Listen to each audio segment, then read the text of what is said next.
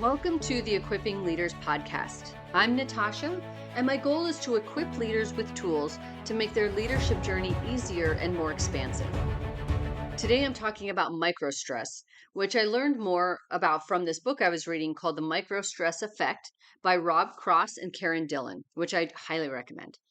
So microstress are the little moments of stress that are triggered by people in our personal and professional lives and are so routine that we barely register them. However, their cumulative impact is detrimental. And since they're a part of our regular routine, we cannot escape them. Microstresses can deplete our time, they distract us from our goals, they make you sacrifice personal commitments, we bring the people in our personal lives into our work drama, and we can damage relationships in both our personal and professional lives. Now, there are three categories of microstress, and those are capacity draining, emotion depleting, and identity challenging. And so let's talk about examples. I'm going to give you an example of each of these. So, in capacity draining, that microstress could be like an unpredictable leader. Not knowing what you're going to get or how you're going to be treated is a microstress. An emotion depleting microstress could be confrontational conversations. And these deplete our emotions in the moment. And afterwards, they cause us to take these things home, or they get caught in our mind when we're trying to engage with others outside of that conversation. And then identity challenging microstresses can be interactions or things that are in conflict with your personal values, right? So, like for me in a previous life, I was in the military, and there are many wonderful things about the military. But I remember that there were times when I needed to essentially sell a story that was not in line with my own personal values. It was nothing illegal or unethical, but it was enough that it caused a lot of ripple effects in the stress department, at least in my life.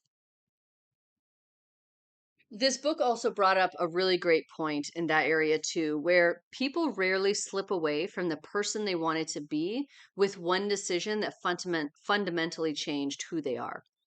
These microstresses are what take us further and further away from who we want to be and how we want to show up.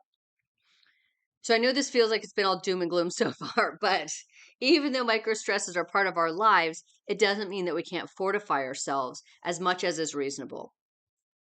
First, being aware that microstresses exist and that they are these little things that are constantly coming at us, even just that self-awareness, that other awareness, using those tenets of emotional intelligence can really help us face and fortify ourselves against these. So high performers who were successfully able to navigate microstress, they do a few specific things. So they look for people who have common experiences or challenges so they have a strong network of support and understand that they are not alone. So it's not carbon copying all the people around you to make sure that you are all kind of thinking the same way. It's other people who are really willing to take challenges, face them, have been through a lot of different types of things. It's really cultivating that type of network.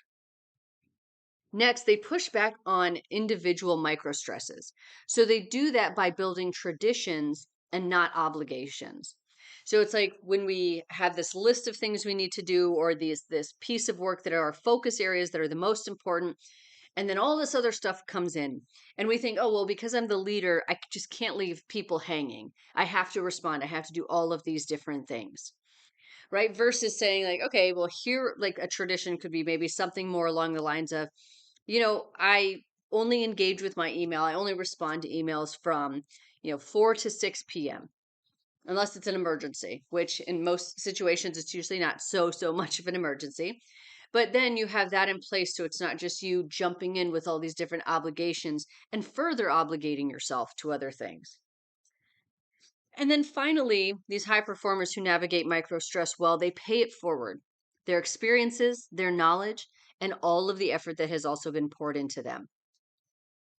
Micro stresses are important to understand because they can diminish us over time. Find ways to increase your awareness of them so you can continue to show up as the leader you are and the leader that others deserve. The leaders that others deserve. Thanks for listening.